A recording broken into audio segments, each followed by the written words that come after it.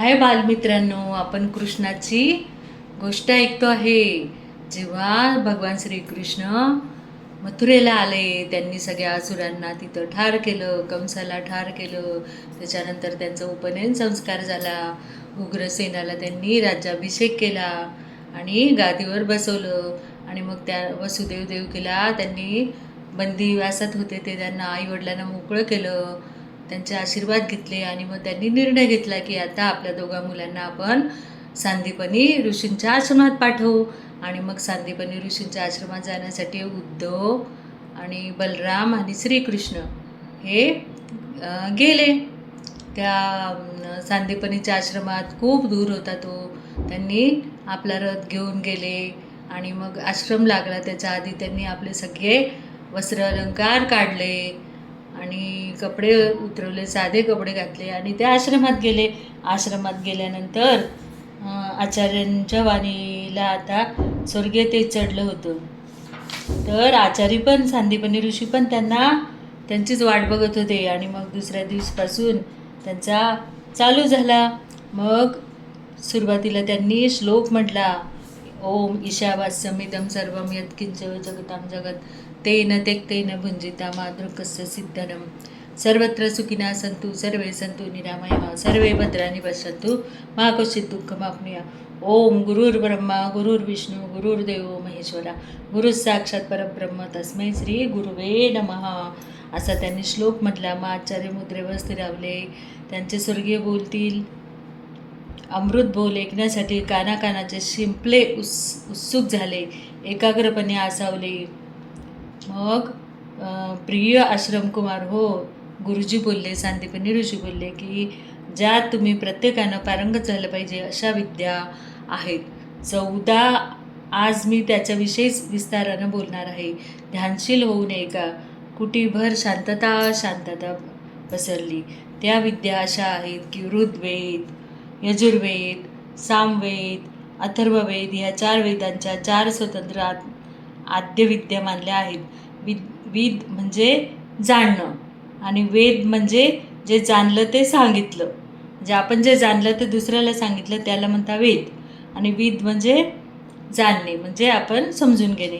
हे 4 वेद दूर गांधार देशात माल्यवत पर्वतावर निर्माण झाले. अनेक अनाप प्रज्ञावंत ऋषींनी ते स्फूर्तीपणे मौखिक कथन केले. पिढ्यानपिढ्या कुठे व कधीच त्यांनी आपले नामनिर्देश केले नाहीत. म्हणून या 4 वेदांना अपौरुषीय मानण्यात येतं.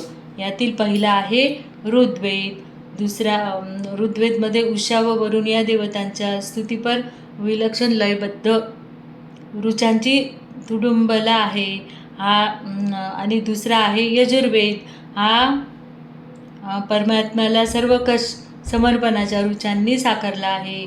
त्याच्या शुक्ल यजुर्वेद व कृष्ण यजुर्वेद अशा 2 शाखा आहेत. तिसरा आहे सामवेद. संगीताच्या सर्व स्वर ऋचांची सुंदरला आहे. चौथा आहे अथर्ववेद. हा शत्रूच्या विनाशाच्या व आपल्या संरक्षणाच्या प्रार्थनांच्या प्रभावी ऋचात प्रगटला आहे. आपल्यावर येणारी संकट टाळण्यासाठी आत्मिक साध त्यात आहे. वेद हे खरं वाङ्मय होय. ते वाचेतून सहस्फूर्त प्रगटलेलं जगातील पहिलं सलग सुसंगत व संपन्न असं साहित्य आहे. या 4 वेदांच्या 4 विद्या आहेत. तशीच त्याची 6 अंग आहेत. त्यातील जे पहिलं अंग आहे त्याला शिक्षा म्हणतात. शिक्षा म्हणजे वेदांच्या शब्दाच्या निर्दोष योग्य व कर्णमधुर उच्चारांचं शास्त्र होय. वेदांचं सर्व सामर्थ्य अचूक व स्पष्टच उच्चारतच आहे. या उच्चाराचे म्हणजेच वाणीचे 4 स्पष्ट प्रकार आहे. एक परा, पश्यंती, मध्यमा आणि वैखरी असे 4 आहे. वाणीचा वैखरी हा प्रकार सर्वात गौण आहे. दैनंदिन व्यवहारात तो नित्य व नकळत योजला जातो. जीभ, टाळू, ओठ यांच्या साहाय्यानं केवळ कंठातून सहज बाहेर येते ती वाणी म्हणजे वैखरी. हिचा मनाशी, हृदयाशी, बुद्धीशी, आत्म्याशी काही संबंध असेलच असं नाही. रोज अशा मुख देखल्या वैखरीचा सर्वच जण सर्रास उपयोग करतात. हृदयापासून विचारपूर्वक बाहेर पडते ती दुसरी वाणी म्हणजे मध्यमा. तिसरी वाणी म्हणजे जिचा स्थायी भाव, प्रेम व इतर भावभावना असतो अशी नाभीपासून निघालेली वाणी म्हणजे पश्यंती. आणि जीवाच्या देठापासून म्हणजे मूलाधार केंद्रापासून जी प्रगटते आत्मशक्तीतून, स्वाध्याय व साधनेतून जी आपोआप प्रसवते तिला परावाणी म्हणतात. सर्वश्रेष्ठ असते ही वाणी. ती कुणीही पटवावी लागत नाही. ती इतकी सशक्त व स्वयंभू असते की सर्व जीवांना आपोआपच जाणवते ती. परा म्हणजे दुसऱ्याची. परावाणी ही उच्चारण्याची नसतेच. दुसऱ्याच कुणाची तरी कशाची तरी अलौकिकच असते ती. भोवतीच्या भारावलेल्या कुमारमंडलांवर दृष्टी फिरवत आचार्य क्षणिक थांबले. माझ्यावरच दृष्टी स्थिरावत म्हणाले, श्रीकृष्णा, समजलं का तुला? काय तुला कुठली आवडेल यातली वाणी? मी क्षणिक थांबलो. विचारपूर्वक उत्तरलो, मला चारही आवडतील, पण याहून एखादी पाचवी वाणी नाही का अस्तित्वात? आचार्य, मी हसतच प्रश्न केला. नाही, म्हणजे शास्त्र एवढ्याच मानतात. आचार्य सहेतुक कितीतरी गूढ मधुर मंद हसले. मग आम्ही एकटक एकमेकांकडे बघतच राहिलो. सारे मात्र आमच्याकडे बघत राहिले.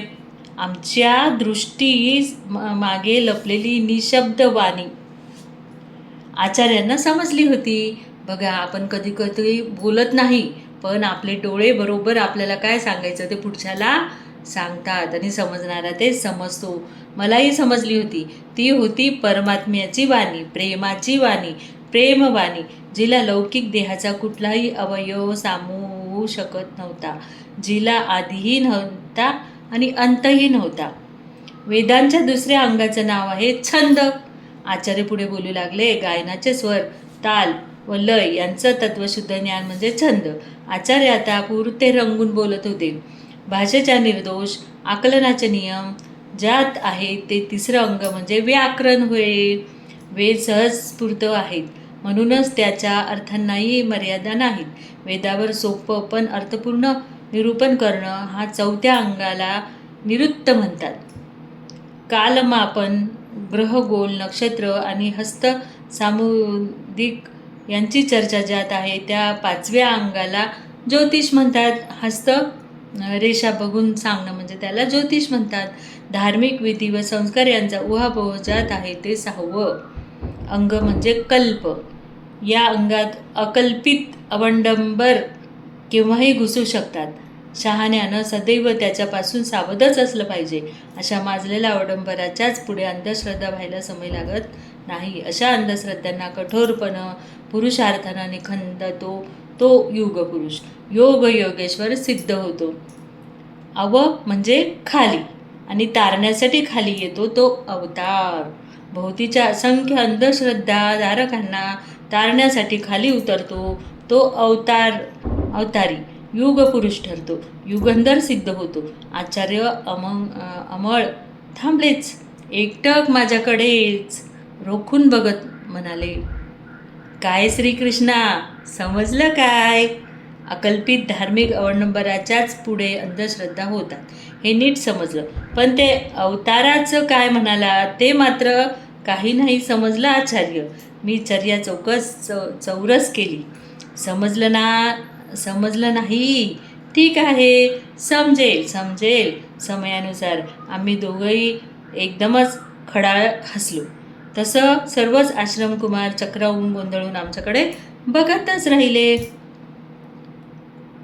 हसून डोळ्यात तरळलेले पानथेंब तर्जनीनं निरपून आचार्यांनी स्वतःला सावरलं.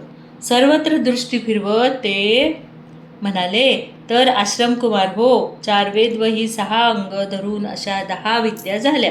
आचार्यांच्या वाणीला आता स्वर्गीय ते चढलं होतं.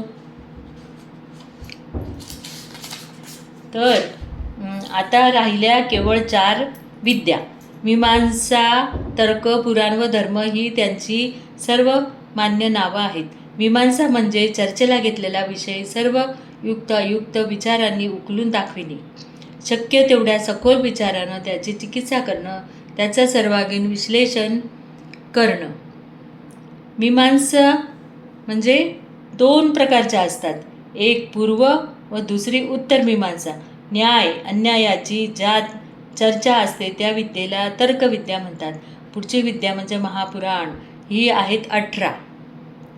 यातील पहिलं आहे ब्रह्म व अखेरचं आहे ब्रह्मांड पुराण. ब्रह्म, पद्म, विष्णू, शिव, भागवत, नारद, मार्कंडेय, अग्नी ही यातील प्रमुख महापुराण आहेत. शिवपुराणाला वायुपुराण असंही म्हणतात. यासह भविष्य, ब्रह्मवैवर्त, लिंग, वराह, स्कंद, वामन, कुर्म, मत्स्य, गरुड, ब्रह्मांड अशी मिळून 18 महापुराणं आहेत. वेगवेगळ्या जीवन विषयाला वाहिली आहेत ही पुराणं. मात्र पुराणातील गहन अर्थाचा भाग थोडा व कर्मकांडच अवडंबर अधिक, यामुळे ती लोकमानसापासून दूर राहिली आहेत. मग अशी चर्चा भगवंत श्रीकृष्ण आणि सांदीपनीची चालली होती. आता आपण पुढचा भाग पुढच्या गोष्टीत बघूया की त्या पुढच्या याच्यात सांदीपनी ऋषींनी कृष्णाला कोणतं ज्ञान दिलं ते आपण समजून घेणार आहे. मग आवडली का बालमित्रांनो आपली कृष्णाची गोष्ट? आपण असंच भेटू आणि पुढच्या कृष्णाच्या गोष्टी बघू. जय श्री